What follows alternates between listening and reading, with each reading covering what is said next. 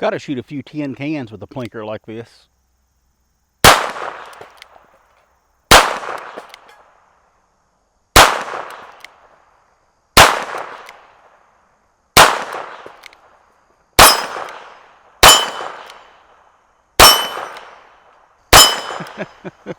That's always fun. Full disclosure, Diamondback sent this over to the channel. This is not a gun that I purchased.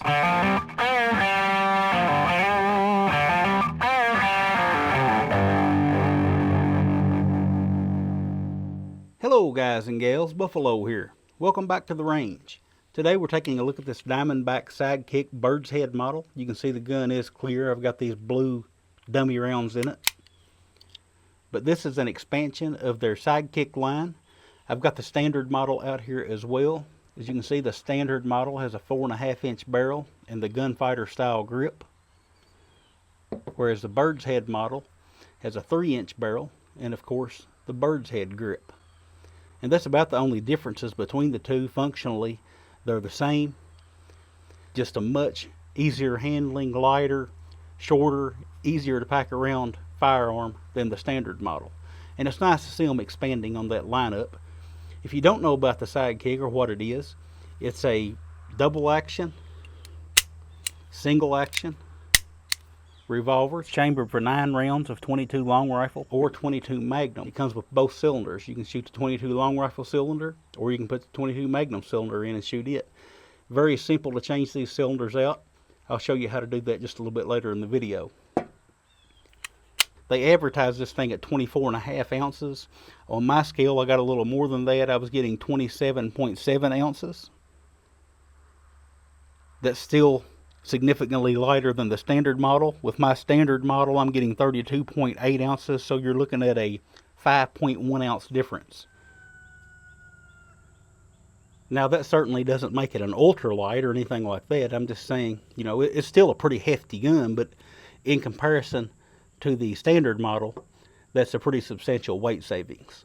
It does have the zinc frame, steel cylinder, steel barrel. It's got steel parts in it, polymer grip.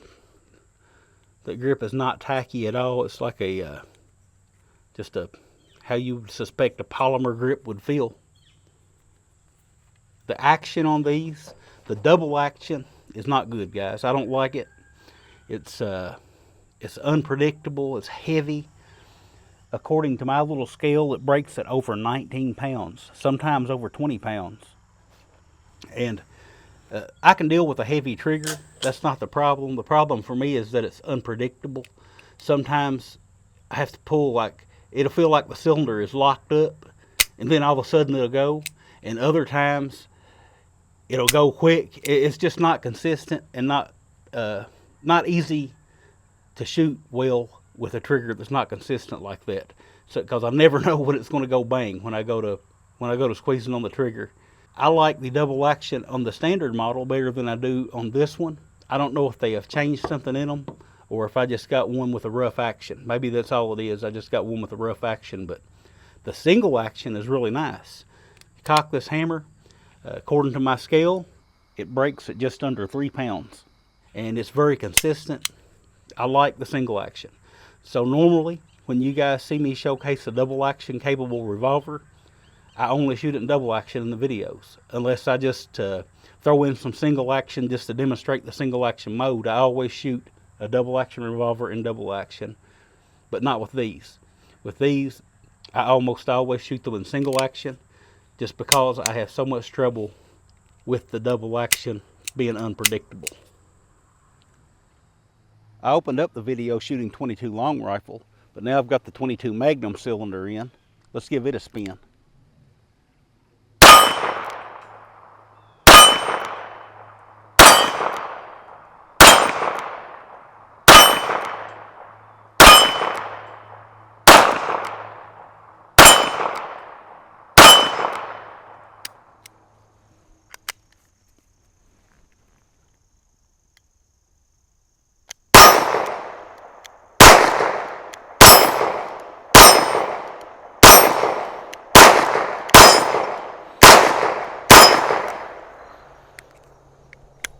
That double action pull is atrocious.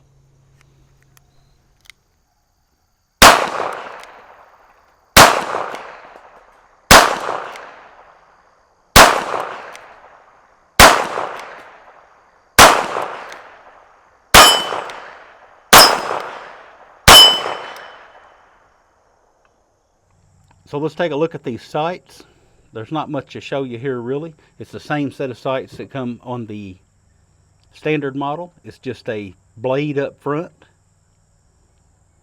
and an integral rear notch, just like you would expect to find on a cowboy gun. So they're fixed sights. Not a whole lot you can do as far as adjustments without actually altering the sight. I did alter the sight on my standard model. It was shooting low out of the box, so I had to file a significant amount of that front sight off. But now I've got a sight picture where I've got an actual zero that I can use versus having to guess Kentucky windage all the time. And this gun also shoots low, so that might be a common theme with the Sidekicks. I set me a target up at 10 yards and shot it with the 22 long rifle first.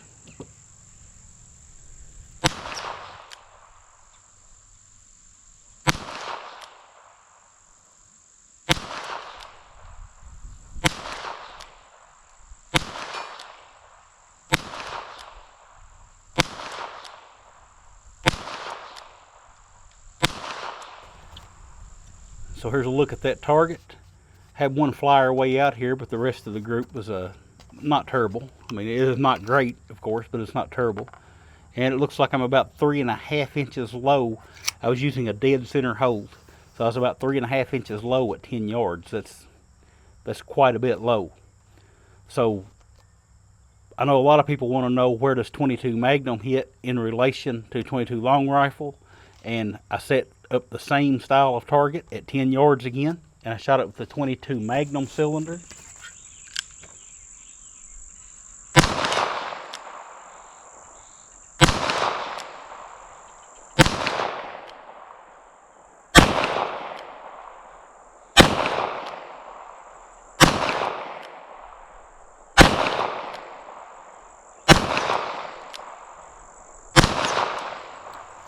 And this is what that looks like. You can see my point of impact once again is about 3.5 inches low.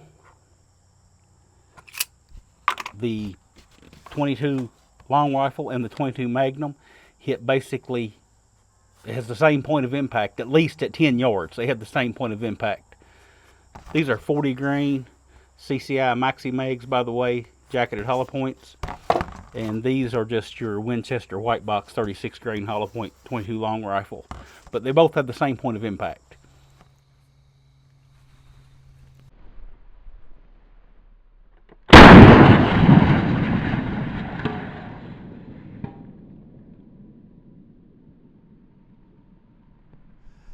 Alright, so to swap the cylinders out from 22 long rifle to 22 Magnum, or 22 Magnum to 22 long rifle, you'll want to start by opening your cylinder. This is your cylinder release. Just pull forward on it and then press the cylinder from the other side with your finger and it'll open up. You've got a hole here with a plunger in there.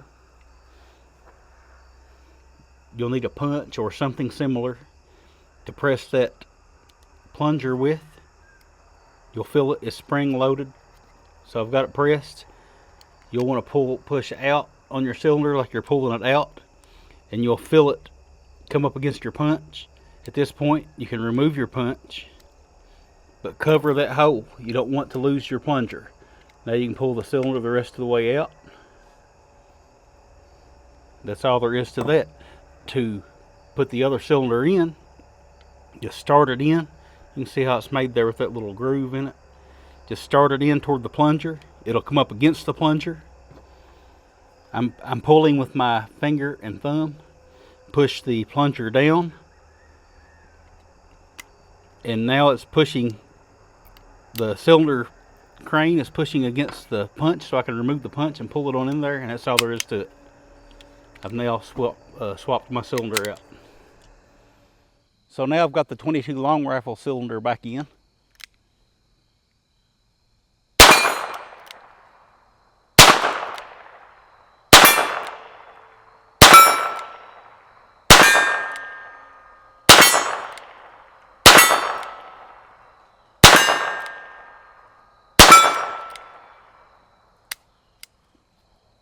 Now I haven't had any problems as far as sticky extraction, but I do have an extraction issue. These will about, the they'll about fall out. It doesn't take much to knock them out. But if I don't have this cylinder turned just right, I'm going to purposely do it here just to show you guys. But I've got this all the way open. I'm even applying pressure with my thumb to get it all the way open. And this will hit the frame, this round right here. And that's with the cylinder all the way open. You can see how it comes against the frame right there. So I always have to pluck one out, sometimes two. And you can see what a mark is leaving here on the frame due to no clearance there. There's just no clearance. If that rim of that case is lined up against the frame, it won't come out of there. So unless you've got it split between the two rounds, you won't get a clean ejection when you press that ejector rod. Something I wanted to hit on real quick. This is the old owner's manual, the one that I got when I got the standard model Sidekick. And this is the new updated owner's manual that covers both models. In the old manual, it states that because the cylinder chambers are counterbored, the revolver may be dry fired without injury to the cylinder. In the new owner's manual, it states dry firing the Diamondback Sidekick will void your firearms warranty. So that's a pretty big about face. They went from saying you could dry fire it to saying you can't now. Now, as a general rule, I don't recommend dry firing any rimfire. There are some modern rimfires that are perfectly safe to dry fire, but some of them, especially the older ones, you can really do a lot of damage to them. And it looks like along the way, you know, they've changed their tune on the dry firing. So there's probably been some damage done by dry firing some of these Sidekicks, and now they have updated it to say it will void your warranty if you dry fire it. So if you didn't know that, now you do. Alright, so as far as reliability goes, I'll show you guys what I've shot through this revolver, or what me and my sons also shot it quite a bit. But we shot an entire box of the Winchester 36 grain hollow points. This is a 525 round bulk pack. We shot that entire box through this little revolver. And we also shot an entire box of the CCI Maxi Mag. This is a 40 grain jacketed hollow point, and it's a 200 round box. So we've got 725 rounds total through this little revolver. The only issue that I had to report to you guys is with the Winchester 22 long rifle. We did have one round that didn't go off, but it did go off the second strike. When I kept shooting it until I rotated back around to that dud, and it did fire on the second strike. That's probably not the gun. That's one round out of a 525 round brick of ammunition that's not known to be great ammunition in the first place, so I wouldn't hold that against the gun. It's very ergonomic. That bird's head grip does feel really good in the hand. It's well balanced. It's easy to shoot in single action. Not so easy in double action, as I've already covered, but it's easy to shoot in single action. It's plenty precise enough to pop tin cans and stuff like that. And that's what I would get this revolver for. To me, it's a fun gun, and at the price point, it's affordable. I think the MSRP on this, as I make this video, is $327. You'll find it in stores in most cases for under $300, and for that price point, it is a nice, fun little revolver. I know I covered some negatives in this video, but I like to be honest with my viewers and show them the good, the bad, and the ugly, as they say. But at the end of the day, and at the end of this review, I do believe it is worth the price point that they're asking for these, because you do get those two swing out cylinders, the 22 Magnum and the 22 long rifle. And again, that single action trigger pull is just really nice. I'm not going to dry fire it because the updated owner's manual says that will void the warranty, but it is very, very nice in that single action mode. But that's about all I've got to say about it. I'll talk with you guys again soon.